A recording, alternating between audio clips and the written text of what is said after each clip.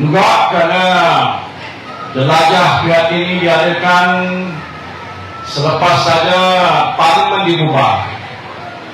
Datuk Kronik telah terangkan macam mana boleh jadi cerita parlimen dibubar. Datuk Seri Ismail Sabri, Perdana Menteri, menuduh saya Muhyiddin Yassin lah, maka dia terpaksa menghadap Agung untuk bubarkan parlimen. Tak lagi. Kalau orang tu agaknya akalnya pintar, dia tak lagi. Kerana saya selaku pengurusi Perikatan Nasional dah beritahu bahawa parti Perikatan Nasional ini prihatin rakyat. Kita tak mahu pilihan raya diadakan bukan kerana kita takut ataupun kita gentar dengan Barisan Nasional ataupun Pakatan Harapan. Tak takut. Tetapi kita takut ialah kalau ada pilihan raya kami dan banyak negeri-negeri sudah pun kita lihat menghadapi masalah tengkujuh dan banjir. Bagaimana kita nak uruskan pilihan raya? Saya fikir Suruhanjaya pilihan raya pun akan berhadapan dengan banyak masalah. Jentera mesti dikerah untuk mengangkut penghuni-penghuni daripada pusat pemindahan sementara banjir. Sedangkan dalam keadaan yang sama kita terpaksa membekalkan bahan-bahan keperluan makanan, kesihatan dan pelbagai lagi.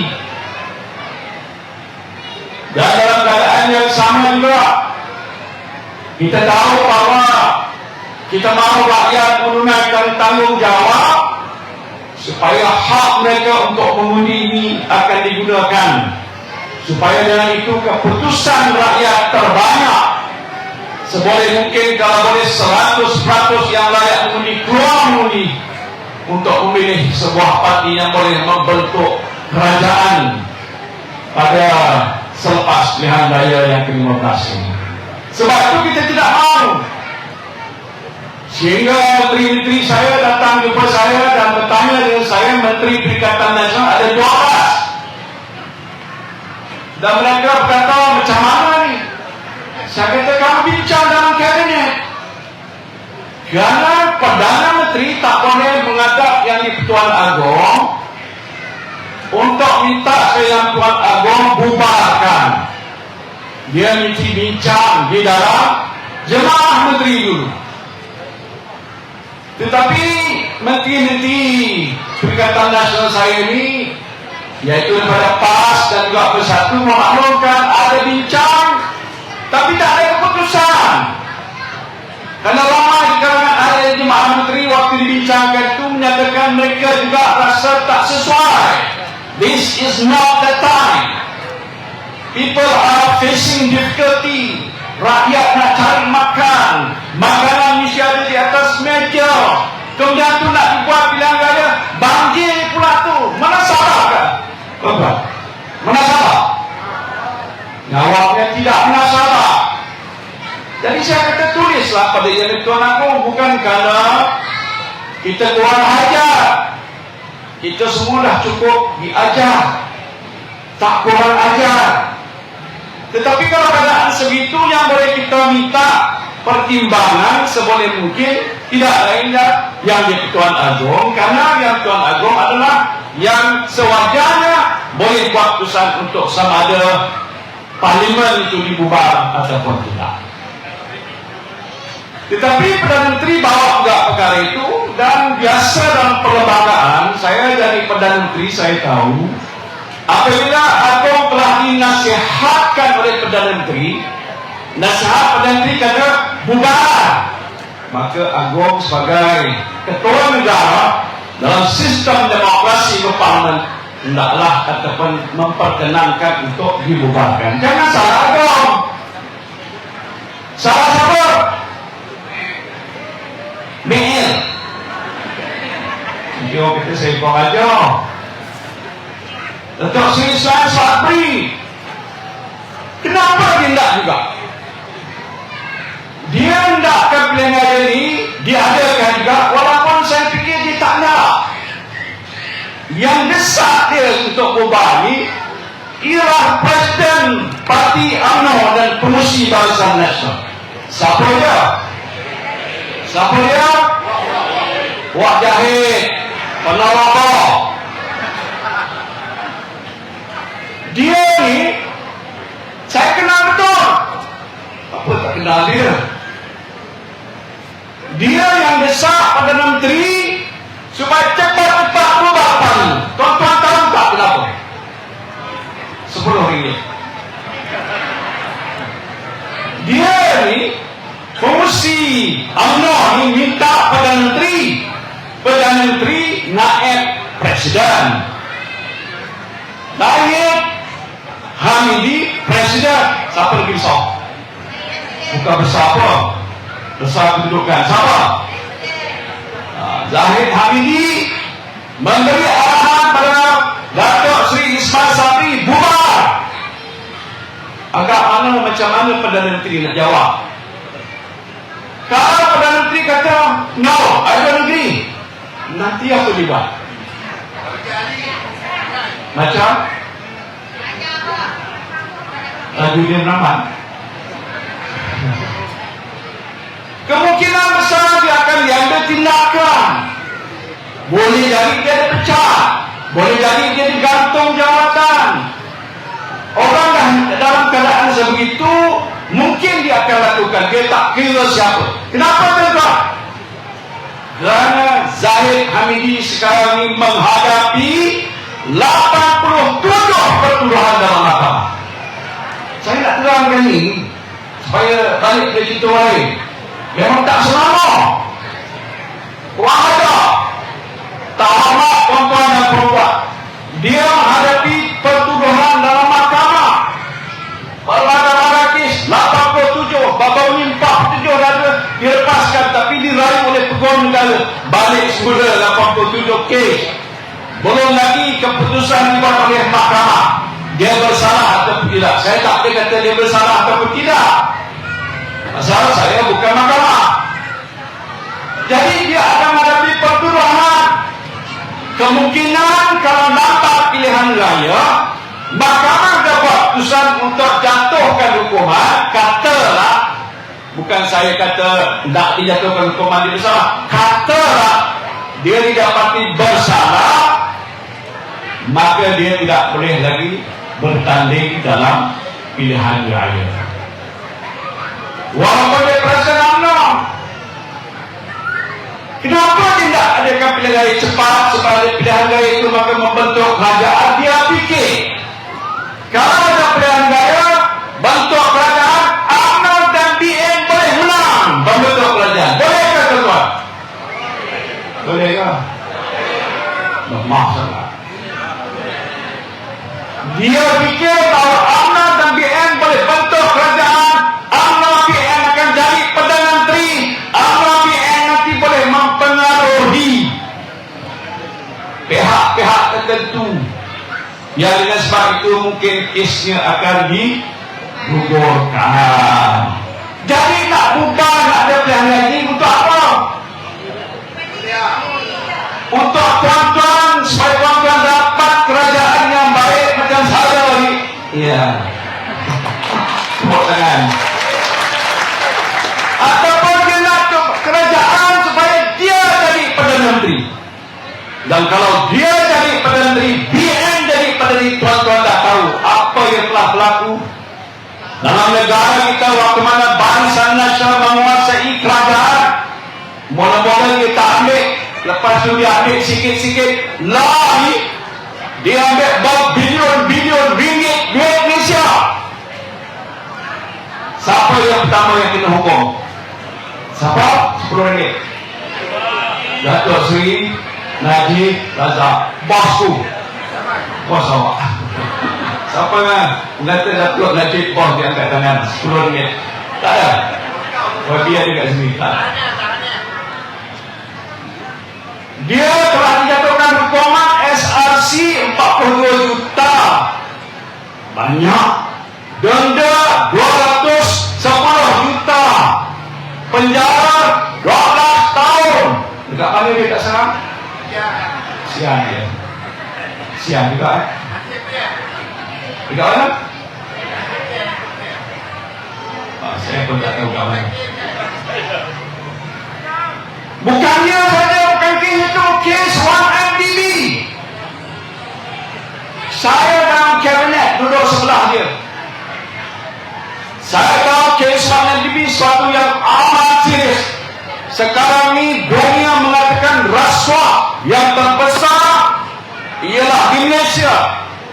Kepala bapa rasuahnya ialah Datuk Seri Najib yang telah mengambil wang rakyat Mersey 1MDB hampir 50 bilion ringgit. Jangan tepuk tangan. Bahaya.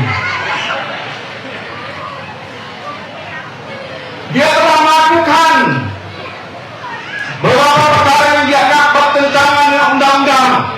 Rasuah dan sebagainya sedang dibicarakan, dan saya tak nak kata apa pun, dia sedang dibicarakan. Walaupun yang kes pertama sudah pun dijatuhkan hukuman dalam mahkamah, yang ini sedang dibicarakan. Kenapa?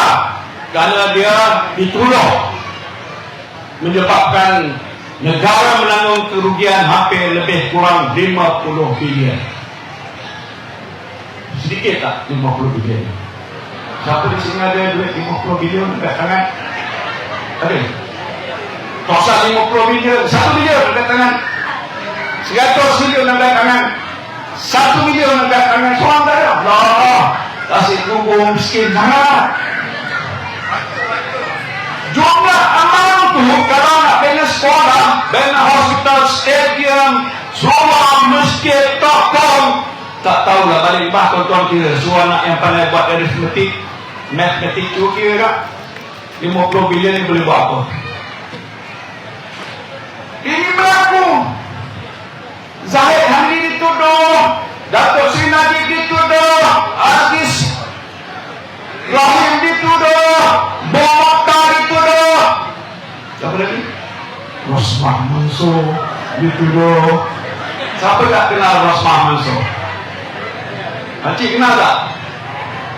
Dia punya cincin saya ni warna hijau, dia warna pink. Pink tu dia istimewa, mahal. Kita inilah yang telah pun berlaku dalam negara kita bukan lama. Kalau saya nak ceritakan mungkin sampai subuh, boleh tak? Saya tak fikir, saya kena terbang balik sekejap lagi. Maksud saya inilah antara sebab-sebab yang telah mendesak Perdana Menteri dan akhir keputusan pilihan raya diadakan atas sebab-sebab bukan kerana kami nak ada pilihan raya supaya pilihan raya diadakan. Bila kami menjadi kerajaan, kami akan bangkit dan bangun bela rakyat Malaysia. Ada tak tuan-tuan dengar Zahid cakap, aku kalau menang, aku nak bela rakyat Malaysia yang susah sekarang? Ada tak? Takkan pakar. Tak dengar pasal dia tak sebut. Dia sebut anak saya saja, bukan dekat awak. Ente untuk tujuan dia apa untuk tuan-tuan. Lebih lagi dalam situasi keadaan negara yang susah. Saya tahu dengan takdir Allah mengangkat darjat saya jadi Perdana Menteri. Tuan-tuan tak ada jadi Perdana Menteri. Saya duduk tadi timbalan menteri, saya tegur lagi, you can't do this. Ini salah. Wang berbilion yang kau buat dan diselewengkan. Satu kesalahan besar. Apa jadi kepada saya? Bertandang saya tuan-tuan. Ni. Okey. Pasal kita ni orang Islam ya. Saya Islam. Saya terima ni sebagai takdir. Sudah sampai ketika Allah kata kau naiklah. Sampai masa dah cukup kau buat, kau turunlah. Jadi timbalan menteri, tak tahu berapa tahun buat kerja sebagai timbalan menteri pendidikan, sebelum tu tak menteri besar. Jadi kalau tak sokong saya, tak tahulah. Sokong tak? Bila saya sebut begitu, dia ambil tindakan untuk pecat saya. It's okay. Kemudian saya naik lagi sekali jadi Perdana Menteri. Ini anak orang muda, tak pernah memimpi pun. Bapak saya pun tok guru mengajar di madrasah. Pergi ke masjid-masjid di Muar, di Johor semua sekali. Saya tahu soal agama. Kita tak diajar membuat perkara-perkara yang tak elok. Tetapi bila dah berlaku hal sebegitu, saya naik dari Padang Tri, saya tak tunduk kepada tuntutan Zahid Hamidi. Dia bawa fail tebal, tuan-tuan. Kes ada di mahkamah. Dia saman saya, dia kata saya bohong. Ini anak jantan ni tak bohong, tuan-tuan. Hukum bohong apa, Pak Haji? Bohong apa? Berdosa. Hukum berdosa pergi ke mana, tuan-tuan? Neraka. Jadi kita Islam pertimbangan kita ialah pahala, dosa, syurga, neraka, halal, haram. Ialah antara itu ada yang sunat, makruh, harus tu. Pokoknya ialah the right and wrong. Salah, betul. Jadi bila berlaku hal sebegitu, saya telah pun menjawab pada Zahid, saya kata tak boleh. Itu takkan tak boleh. Tolong kalau hal-hal lain tu boleh. Tetapi soal yang berkaitan dengan mahkamah, mungkin tak boleh. Walaupun dia kawan saya, hatta kalau kawan rapat saya pun saya akan beritahu tak boleh. Pasal dalam sistem kerajaan Malaysia ni ada 3 punca kuasa. Satu, eksekutif yang diketuai oleh Perdana Menteri. Saya waktu itu Perdana Menteri. Yang kedua ni legislatif, perundangan yang diketuai oleh Speaker di Dewan Rakyat ataupun di Parlimen. Yang ketiganya ialah judiciary, kehakiman yang diketuai oleh Ketua Hakim Negara. Ini 3 cabang kuasa, tak boleh antara satu dan lain mencampurinya. Sebagai Perdana Menteri yang menjadi Perdana Menteri dengan mengangkat sumpah, Wallahi, wabillahi, watallahi, saya Mail Yasin dengan ini bersumpah bahawa saya akan melaksanakan tanggungjawab saya, menjunjung perlembagaan negara dan lain-lain lagi. Sebab itu bila saya diminta untuk bertindak sebegitu, saya kata tak boleh. Dia kata dia tak buat apa-apa. Kalau tak buat apa-apa tak salah, apa yang worry? Pergi ke mahkamah, kalau bicara dah tentu you tidak akan dijatuhkan hukuman, bebaslah. Itu kata saya. Dia kata pun dia tak ada masalah. Tapi apa jadi? Dia jatuhkan saya. Dia tarik sokongan. Waktu mana negara kita sedang menghadapi masalah pandemik COVID-19. Saya angkat sumpah 1 Mac. Kabinet khas diadakan 16 Mac. 18 Mac 2020. Saya isytiharkan negara ini dikenakan PKP, Perintah Kawalan Pergerakan MCO. Tak boleh pergi mana-mana, duduk aja dalam rumah, tak boleh ke sana, tak boleh kemari, tak boleh ke sana, tak boleh kemari. Budak-budak muda buat lagu rap. Ingat tak? Pasal apa? Pasal pandemik COVID. Yang kita tahu sampai hari ini belum selesai. Ada yang pakai lagi mask, bagus. Saya ini ambil risiko, tapi keadaan sudah bertambah baik. Tak apalah, mudah-mudahan kita balik ke sehat. Saya pun dah kena sekali COVID. Isteri saya dah kena, anak-anak saya pun dah kena. Alhamdulillah, berkat doa semua sehat balik semua. Boleh tendang bola, nak tenang siapa pun, I can still kick. Still alive and kicking. Pasal apa? Kita ada rasa tanggungjawab. Itu waktu keadaan yang paling mencabar. Kalau dia ada otak, tuan-tuan, kalaupun tak suka sangat muka saya pasal tak handsome, dah tua bangka ni, tuan-tuan. Tetapi kalau dia fikir soal nasib, tuan-tuan, dia tak akan buat. Betul tak? Tapi dia fikir ke nasib, tuan-tuan. Saya tengah nak mencari mana vaksin-vaksin ni, nak cocok, nak suntik supaya kita selamat daripada bahaya COVID.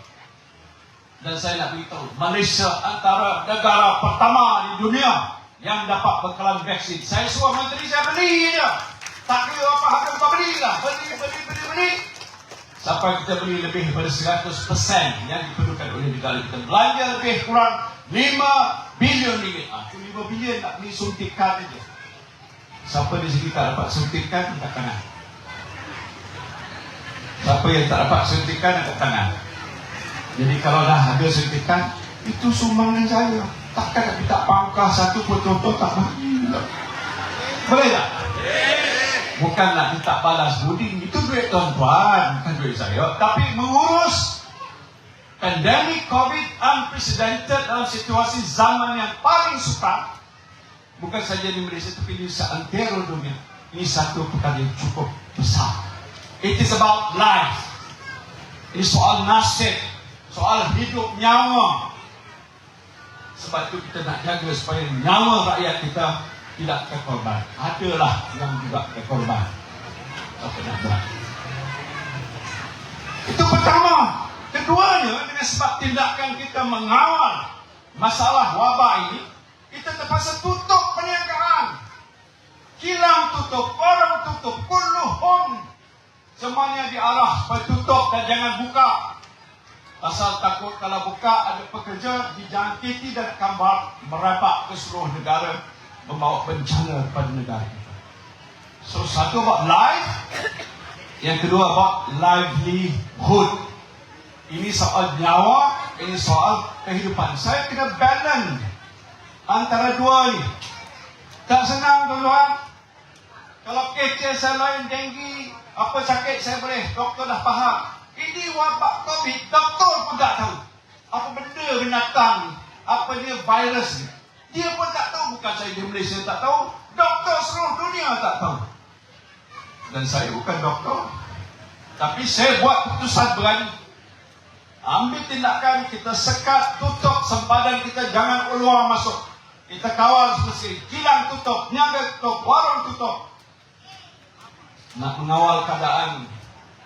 Tetapi kesan daripada itu, mau tidak mau ialah kesan kepada ekonomi. Waktu saya tutup, saya fikir juga, orang-orang kita yang duduk kat rumah yang tak ada kerja ni apa nak makan? Pasal saya pun datang dari kampung. Saya juga ada ramai adik-beradik. Adik-beradik saya 47 orang, tuan-tuan. Bukan sikit. Saya ada mak 4 orang, tuan-tuan. Tapi separuh dah meninggal lah cerita tu. Banyak orang tak tahu ni cerita keluarga saya lah.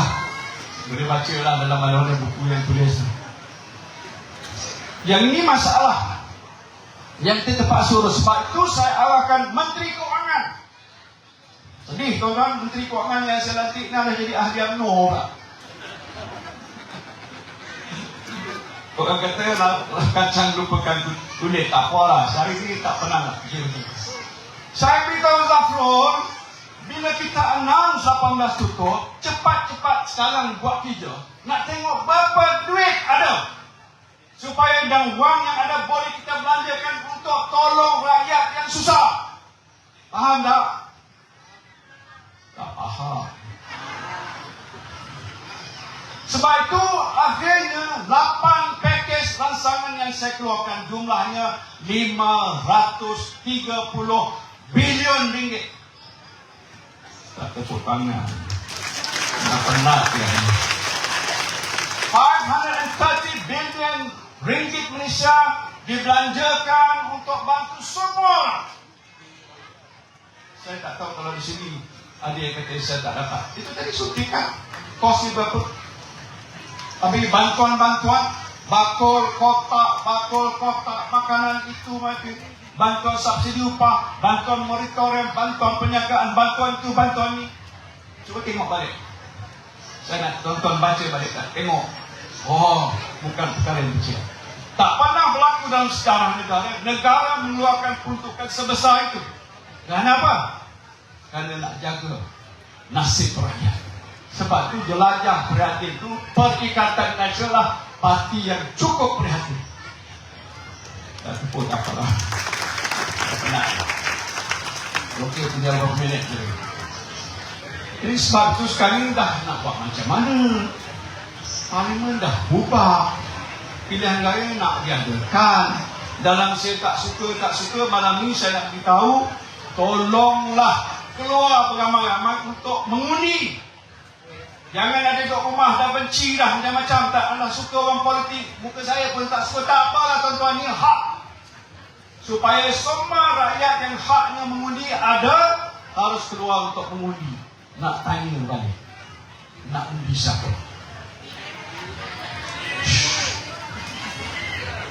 Saya boleh tanya orang, rahsia. Alah, takkan tak boleh beritahu saya pun. Boleh tak? Tuan-tuan nak undi siapa? Tuan-tuan ada 3 pilihan. Undi satu nak pilih antara 3. Pertamanya, Zahid Hamid. Keduanya, Anwar Ibrahim. Itu Guan Eng dia cerita. Tadi dah cerita. Ketiganya pokok saya lah, Muhyiddin Yassin daripada Perikatan Nasional. Who do you want to choose? Siapa kan? BN UMNO ni saya ditotok tuan-tuan lama. Ni betul, ditotok UMNO lama. Dari saya pun ada dacing lagi. Orang fikir saya Barisan Nasional. Dia kata tak ada Perikatan Nasional. Perikatan Nasional bukan Barisan Nasional. Kenapa tidak Barisan Nasional? Saya dah tinggal dan dibuangkan. Dalam keadaan di mana Barisan Nasional adalah parti yang paling banyak terkait dengan kemungkaran, rasuah, salah guna kuasa, naik penjara, kluster mahkamah. Tuan-tuan nak sokong parti itu? Tuan-tuan nak sokong? Lemah je. Tak payah sokong. Jangan sokong. Kalau silap sokong dan dia naik berkuasa sekali lagi, they will come back with a vengeance. Vengeance apa makna dalam bahasa Melayu? Dengan dendam. Saya baca satu viral video yang dikeluarkan, ucapan Presiden UMNO meresmikan Mesyuarat Agung MIC. Siapa dah tengok video?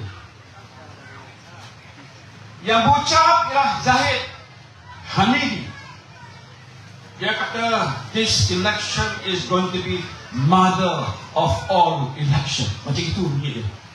Pilihan raya ini adalah ibu bagi segala pilihan raya. Dan kita mesti tentukan supaya Barisan Nasional mesti menang.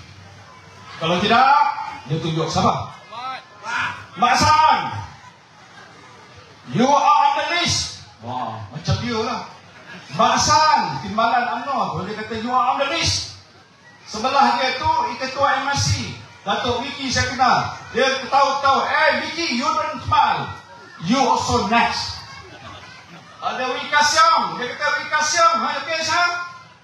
Saramanan. Tu naik Presiden MRC, dia kata, you are on the list. So, kalau pilihan raya ini kita kalah, you know what will happen to all of us. Jadi soalan pun, soal diri dia nak lepaskan diri dia daripada hukuman. Dan banyak yang disebut nama tadi, mungkin dia kata ada kes. Dan kalau ada kes besok, kalau kita kalah, mungkin SPRM akan ambil tindakan, polis akan tangkap, bawa ke mahkamah. Jadi kepala otak dia tuan-tuan, dia tak ada fikir lain. Jadi kalau kita pilih yang tu, itulah yang tuan-tuan dapat.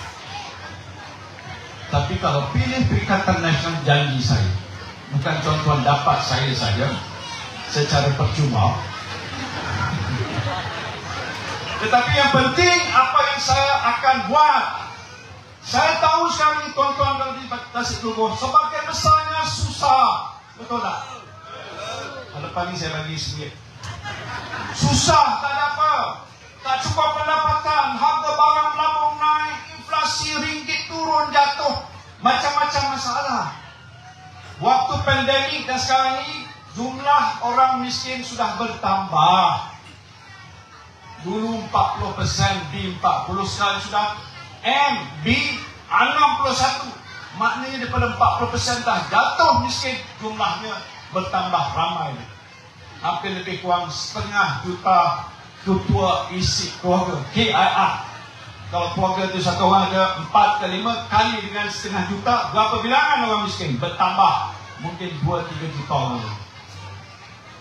Itu masalah utama. Jadi janji Perikatan Nasional sesat dan rakyat hari pertama kerajaan dibentuk, lepas tu kabinet dibuat, pertama yang kita nak bincang bagaimana nak membantu rakyat kita yang menghadapi masalah besar di dalam negara. Apa yang boleh kita buat? Bantuan apa yang boleh kita sampai? Duit mana yang kita nak cari? Macam lagi. Dan juga bagaimana kita nak menghidupkan semula perniagaan ekonomi negara kita. Ini saya cakap. Percaya tak dengan saya? Percaya tak? Percaya tak payah cakap lagi lah. Tapi saya boleh cakap panjang. Tapi diberitahu dah masa dia, saya ceritakan. Jadi banyak perkara. Pasal Perikatan Nasional ini dah ada pengalaman. Ya, PN berbanding dengan parti lain baru. Tapi orang yang menjadi anggota macam Presiden PAS, Kasih Tok Guru Hadi, kawan baik saya, dengan saya, berapa lama pengalaman kita mentakdirkan negara? Tak boleh buat. 40 tahun. Ya. Kita boleh buat. Kita akan tekankan supaya kerajaan yang kita bentuk mesti bersih. Jangan ada korupsi. Kalau mereka terlibat dengan korupsi, kita tak akan halang pihak berkuasa ambil tindakan pada mana-mana yang terbabit. Hatta dia tertinggi, hatta Perdana Menteri atau Menteri-Menteri sekalipun. Itu janji kita. Kita nak beramanah, berintegriti dan juga sikap kita prihatin. Kerana kita nak majukan negara kita menjadi sebuah negara yang aman, makmur dan sejahtera. Rakyat kita hidup dengan bermaruah, tak segan, tak malu kalau orang tanya ente datang daripada mana? Min aina jita? Daripada mana engkau datang? Kita akan jawab, kita datang daripada Malaysia dengan rasa bangga. Sekarang ni kalau pergi ke Mekah buat umrah, tanya orang Arab, ente daripada mana? Malaysia. Malaysia itu Najib. Najib disebutkan. Dulu disebut Tengku Abdul Rahman, orang yang baik, Perdana Menteri yang bagus. Kalau sekarang disebut, oh yang diingat Najib Razak yang sudah dijatuhkan hukuman. Mana muka kita nak tahu? Di mana maruah kita?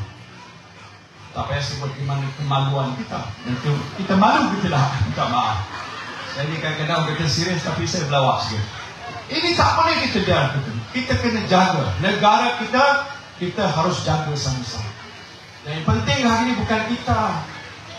Anak kita, cucu-cucu kita yang akan datang. Kalau negara hari ini tidak diselamatkan daripada orang-orang yang saya sebutkan tadi, menyebabkan negara kita akan terus runtuh, yang akan menanggung beban ialah anak dan cucu-cucu kita yang akan datang. Kita ini mungkin sudah sampai masa akan meninggalkan dunia kita, dunia yang fana. Kullu nafsin za'iqatul maut. Tiap-tiap yang bernafas ni akan menemui mati. Faiza jaa ajaluhum la yastaghfiruna sa'atan wa la yastaghfirun. Kalau dah sampai ajal, ya Allah kata, tak boleh kita nak awalkan, tak boleh kita nak lambat. Dah sampai masanya, inna lillahi wa inna ilaihi raji'un.